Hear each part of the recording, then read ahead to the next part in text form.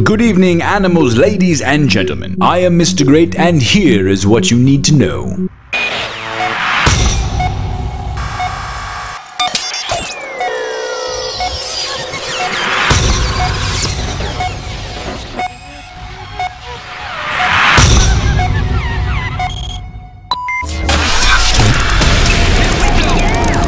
Earlier this week, we brought you news concerning an agreement in which Iran's top nuclear negotiators were backing a deal aimed at having their country's uranium enriched by Russia. However, the IAEA is now reporting that Tehran has radically changed the details of the deal, which are quickly pushing it to the brink of collapse. You don't say. In response, the president of Iran issued a statement saying, "Hello, I am Mahmoud Ahmadinejad. Have you not met me? I am a giant douchebag." More like a tiny douchebag, if you ask me. He's about the size of an Oompa Loompa. I wonder if he needs a car seat.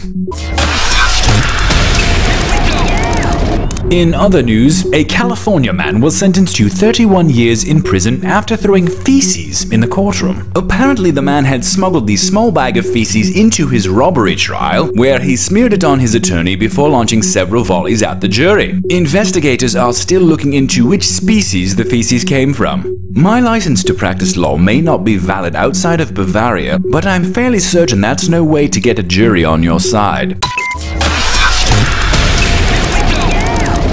A new study from America has shown a drastic increase in the number of women purchasing handguns. According to the National Shooting Sports Federation, about 48% of people taking their first handgun seminars this year happen to be women. The main reason cited by the women interviewed in the study was the sharp increase in violence on the streets due to the global recession. Have you ever stopped to ask yourself just why humans are such a violent species? I can only hope that you realize the error of your ways before you destroy all life on this planet. In music news, the British band Muse was voted Best Band on the Planet by the premier UK music magazine Q. And in reply, American music fans said, "Who?" US safety authorities have imposed a record €53 million fine on British Petroleum for failing to come into compliance with new regulations following an explosion at its Texas refinery several years ago. In a sharply worded critique, the Obama administration's Labor Secretary Hilda Solis said that BP had reneged on its commitments to fix flaws that could lead to another catastrophe. Solis said, quote, "This administration will not tolerate disregard of our laws." Really? At least by anyone who's not part of your administration.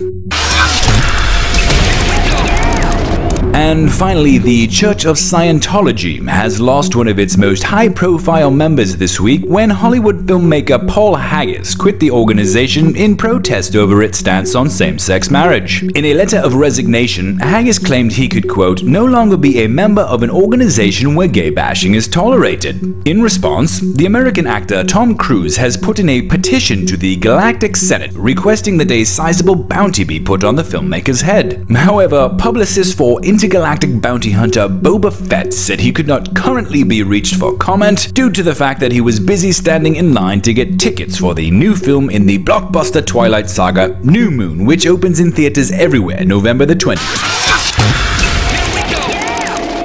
This has been a roundup of the news you need to know. I am Mr. Great, thank you and good night.